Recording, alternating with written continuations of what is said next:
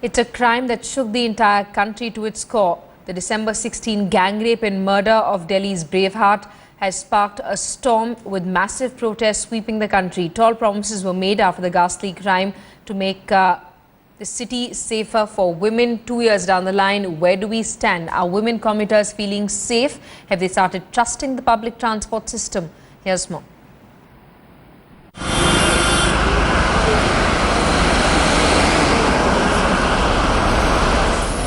As the sun sets on the capital and Delhi descends into darkness, Headlines today does a reality check of one of the most dangerous places in the world for women, the capital city, Delhi.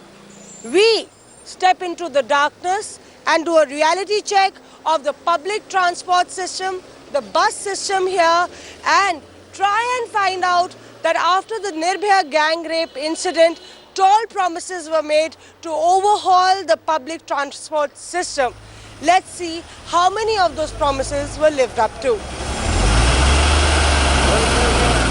यहाँ पे आप bus stop पे रोज आते हैं बस लेने के लिए? रोज आता हूँ बस लेने के लिए। यहाँ कुछ दिखती है पुलिस वाले पेट्रोलिंग कुछ? कोई यहाँ नहीं है। देखिए आप यहाँ से वहाँ तक आपके नजर में कोई आया? आप बोलिए, आया कोई? नहीं है। RL77E. So we've stepped into the bus. This is RL77E, which is heading towards Dwarika. From Gurudwara Rakabganj bus station, we waited for around 20 minutes for this bus to come, and it's going to be 10 o'clock. So we saw no policemen patrolling, no vigilance, so-called vigilance by the Delhi police, and we'll try and find out here what are the measures that are in place. If we look at this bus, the buses of the DTC are supposed to have GPS system, a CCTV camera, 2 home guards and regular monitoring. You can see that there is something called the GPS system here. It's a box. Though we've asked the driver, it must be operational, but he's saying he has no know-how of it. And if we talk about the CCTV cameras throughout this bus, there are no cameras that we can see. We've spoken to the conductor and he's saying that there are no CCTV cameras installed. And talking about home guards, you can see that this bus is full of men. There are hardly any women. Do you think it is safe for your sister and your mother to travel in this bus in the night? No, nothing is available here. If they provide, it will be very helpful. But so far, since they are not provided, it's not safe. It's not safe for the girls to travel at night. Conductor साहब, ये last फेरी है आपकी, तो यहाँ पे home guards क्या कभी नहीं रहे या आज नहीं? नहीं, होम गार्ड का तो हमें पता नहीं है, होते भी नहीं करके, बाकी है नहीं, हमें दिखते नहीं।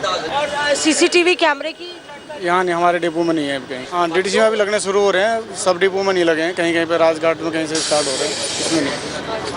कई बार ऐसा होता है कि यहाँ पे किसी को छेड़ रहा है, कोई पुलिस वाला सामने खड़ा रहता है। The Home Minister recently assured that 200 CCTV cameras have been installed in buses. The Justice Usha Mehra committee had suggested GPS system, CCTV cameras and regular monitoring, but the monitoring is missing, and the discrepancy and the gap between the transport department and the police authorities and police administration is clearly visible in these buses. Many know city of Kolkata as the city of joy, but is it a city of joy for the women who work here, for the girls who walk out on streets in the evening, or is it still safe enough to walk in the streets of Kolkata at night alone? Let's talk to the few ladies here on what do they think about it, and of course their experiences on whether it has been safe enough for them to walk even in Park Street in Kolkata. Is it still as safe as it was, or do you feel it's not safe walking alone on the streets, and if so, why? I don't know whether it was or it wasn't, but right now it definitely is not. Because when I moved out of my hometown Asansol, my father sent me to Calcutta specifically for the safety reasons and not to Delhi and Bangalore and so on. So as what he thinks is Calcutta is more safe for girls. But no, it isn't. be it at night or in the evening or in a metro or whatever, you're never so sure whether you are safe as a girl or not.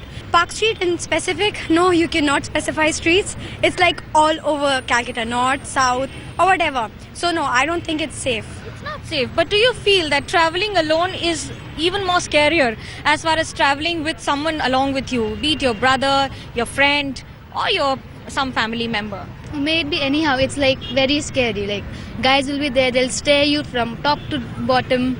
They like pass comments and stuffs. They're like very eve teasing.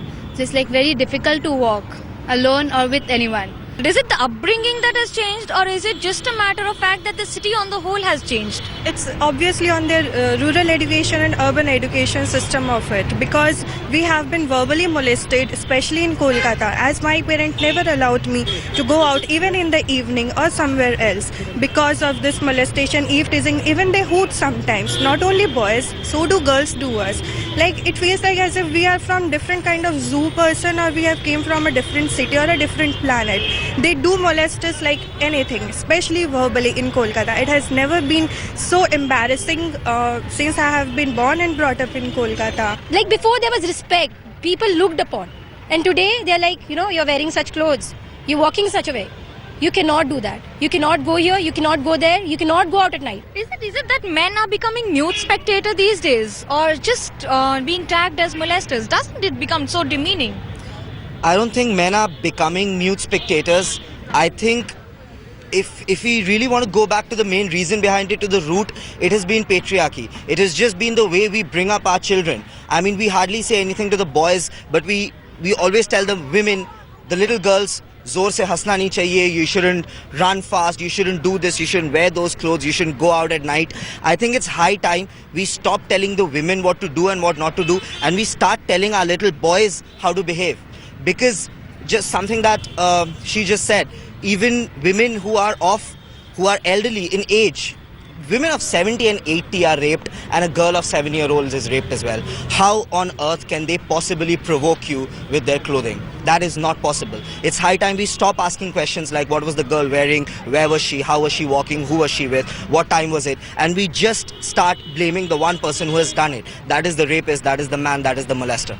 Well, absolutely. Finally, we realize that it's not just about the women walking down the streets, but also the men who have to understand that it's not just about being a woman or being taunted at her and then being passed at lewd remarks of such kinds that really do not go down well with the society and, of course, a system that has been in place for so many years. With camera person Tapas Berry, this is Manokya Loiwal in Kolkata for Headlines Today.